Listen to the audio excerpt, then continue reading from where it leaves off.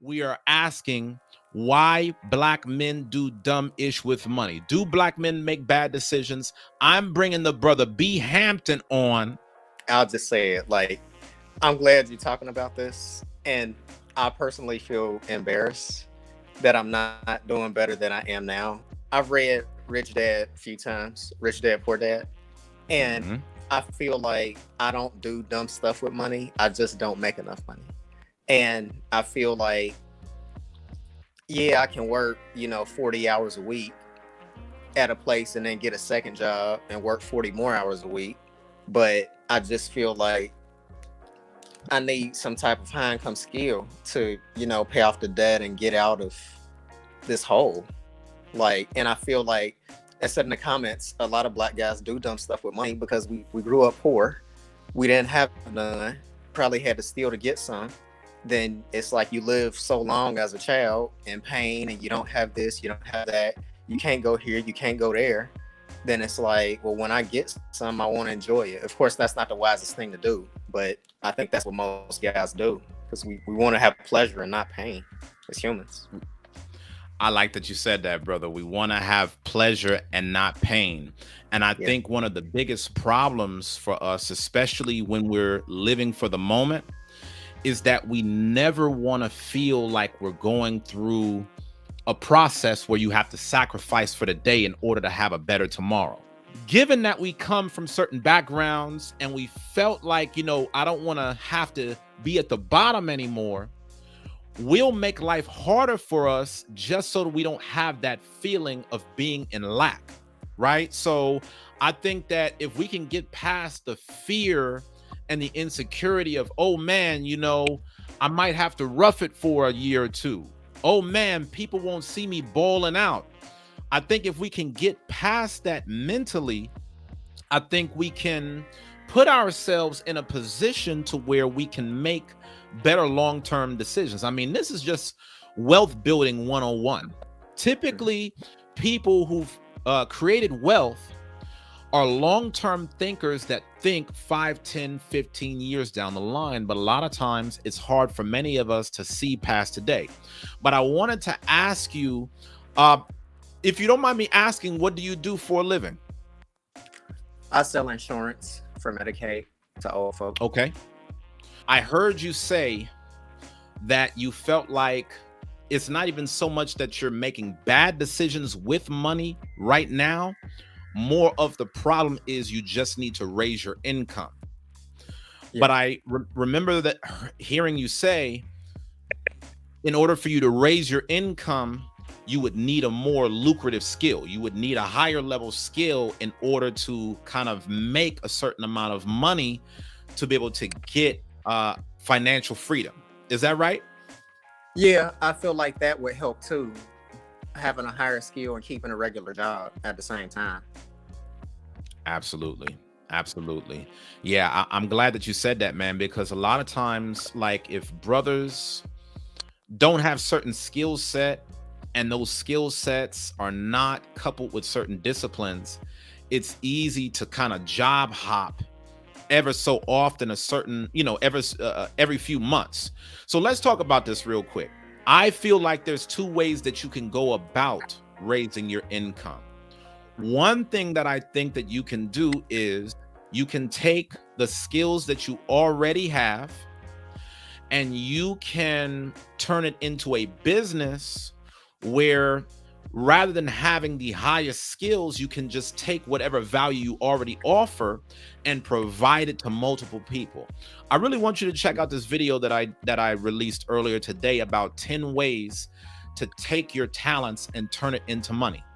In that Okay. video, and it's only like a 12-minute video. In that video, I showed you how to be able to take all of your natural strengths and identify which one would actually be the most profitable in the marketplace. Now, the reason why I start there is because a lot of brothers think that, well, man, if I don't have like a college degree or a master's level degree in a top industry, then I'm always going to struggle to make money. But the truth is, if you simply tap into the gifts that are already within, even without you learning something new externally. As long as you can build a income stream around some of your natural strengths, you can start to make more money than you do today because you're able to sell your talent at unlimited scale, right? So I'm gonna give you an example. Uh-huh. In what I'm doing right here on my platform, I'm giving people a lot of content from the perspective of business consulting. But whatever skills that you do possess, you could do something very similar. I'm just giving an example. I'm not telling you this is what to do. You can do something similar to this and people will pay you for that expertise. And a lot of us, we have skills that we often take for granted. So that's the first thing. Just tapping into the natural skills that you already have and turning it into a business. Take a skill, turn it into a product or service, and begin scaling it. And then the second thing that I want to talk about is, in terms of brothers that are looking to up their skill sets, yes, you can definitely learn new skills through self-education to find out, okay, what are some of the top paying jobs and how do I go about qualifying for them? You know, there's two different routes to take, but I agree with you completely. You know, a lot of people say that they want to manage their money, but you can manage your money perfectly, but if you're not making enough of it, there's only so far you can go. Does that make sense? Right. It's limited. Like, I don't spend my money on BS. I don't. I spend it on necessities.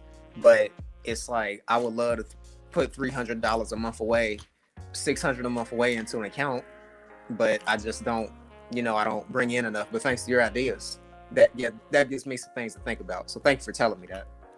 No problem. I got one last question for you. What tool do you use to budget your money? See?